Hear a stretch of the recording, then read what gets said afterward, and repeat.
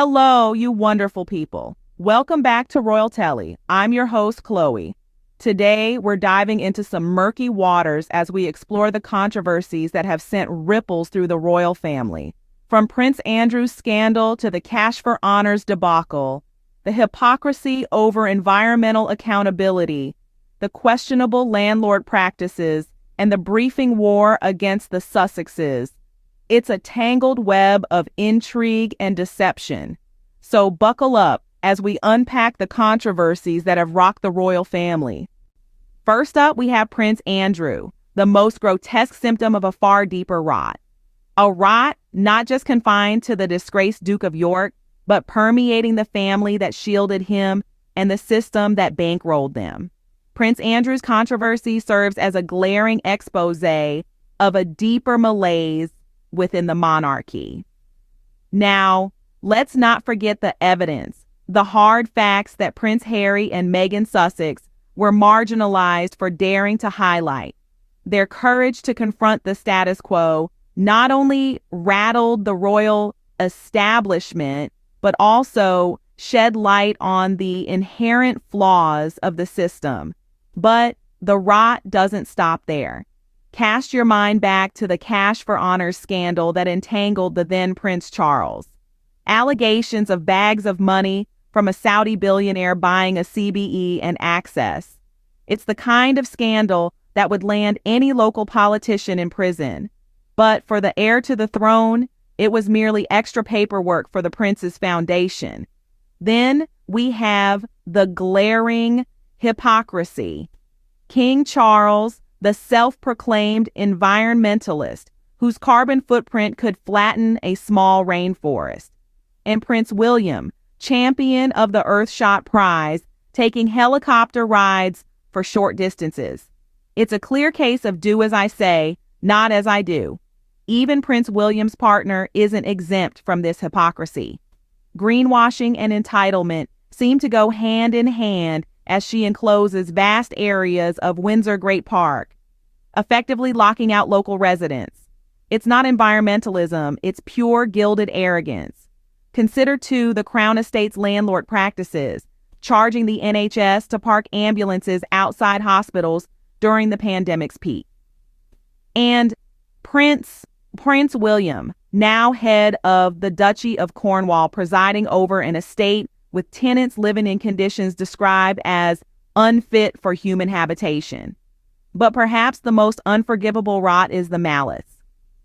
When Prince Harry and Meghan Sussex chose to step back, the institution didn't offer protection. Instead, they engaged in a briefing war. Stripping security from Prince Archie was not a misstep. It was a calculated message. But remember, this is just the tip of the iceberg. The rot runs deeper than this. Next, we turn our attention to the then Prince Charles embroiled in a cash for honors scandal. Now, this is a tale that might make your eyebrows skyrocket. Imagine bags of money from a Saudi billionaire allegedly buying a CBE and access. Sounds like a plot of a thriller movie, doesn't it? But no. This was reality for the heir to the throne. A local politician would be behind bars for such a scandal. Yet for Prince Charles, it was merely a bit of extra paperwork for the prince's foundation. The police were forced to investigate a breach of the Honors, Prevention of Abuses Act. This is a serious act that was put in place to prevent the buying and selling of honors, a fundamental corruption of a system that already has its fair share of critics. Yet, despite the gravity of such an investigation, the media barely batted an eyelid. And when we talk about silence, let's not forget the royal establishment and their cheerleaders in the tabloid media. They would much rather point fingers at Prince Andrew, hoping that the public will see him as the disease. But let me assure you, he's merely the most grotesque symptom of a far deeper rot. The rot isn't just in the disgraced Duke of York. It's in the family that protected him and the system that funds them. The cash for honors scandal is just one more piece of evidence of this rot. It's another glaring example of how the royal system, in its current form, can be manipulated for personal gain. It's a harsh reminder that the rules are different if you're a prince or a duke. And it's a wake-up call for those who still believe that the royal establishment is above corruption and scandal. Yet the media barely whispers about it.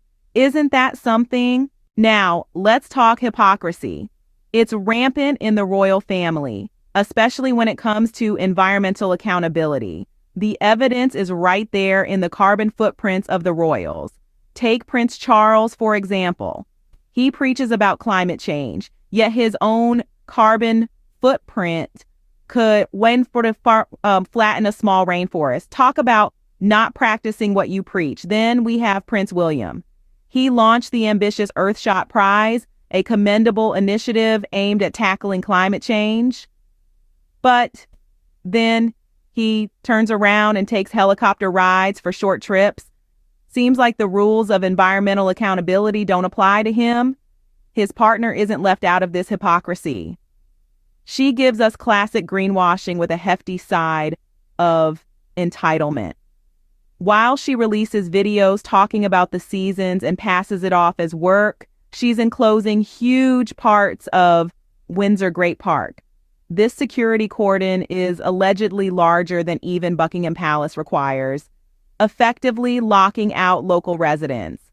That's not environmentalism, that's pure gilded arrogance. The irony is palpable, isn't it? On one hand, the royal family preaches about the importance of environmental conservation. On the other, their actions tell a different story. It's a classic case of do as I say, not as I do. And it's not just the environment that suffers, the people do too. When the royal family's actions don't match their words, it sends a message that they're above the rules, that they're exempt from the accountability that comes with their privilege. But remember, the power of the monarchy comes from the people, and it's up to the people to hold them accountable. So let's not turn a blind eye to the hypocrisy. Let's demand better, because at the end of the day, our planet deserves better. Our people deserve better. The irony is palpable, isn't it? And then we have the Crown Estate and the Duchy of Cornwall. A reality that might surprise you, but not in a pleasant way. Let's start with the Crown Estate. In the midst of the COVID-19 pandemic, when the world was in chaos and frontline NHS workers were battling valiantly against the virus, the Crown Estate was charging the NHS to park ambulances outside hospitals. Yes, you heard it right. The monarchy was collecting rent from the very people risking their lives to save others. It's a scene straight out of a Charles Dickens novel, with the monarchy playing the role of the heartless, greedy landlord. Now let's move southwest to the Duchy of Cornwall. It's a picturesque region, no doubt, but for some of its residents, it's a living nightmare. The Duchy of Cornwall, managed by none other than Prince William, is home to several properties that have been described as unfit for human habitation. These houses are infested with mold, a serious health hazard, especially for young children and the elderly. Yet, the Duchy continues to collect rent from these tenants, seemingly unconcerned about the substandard living conditions they're providing. It's a stark contrast to the princely image that Prince William tries to portray. This is a man who has publicly championed efforts to end homelessness, yet under his watch, his own tenants are living in squalor. It's a glaring hypocrisy that's hard to ignore. But perhaps what's most unsettling is the silence. The media, the public, even the government seem to be turning a blind eye to these issues. It's as if the monarchy's landlord practices are above scrutiny, shielded by the royal facade.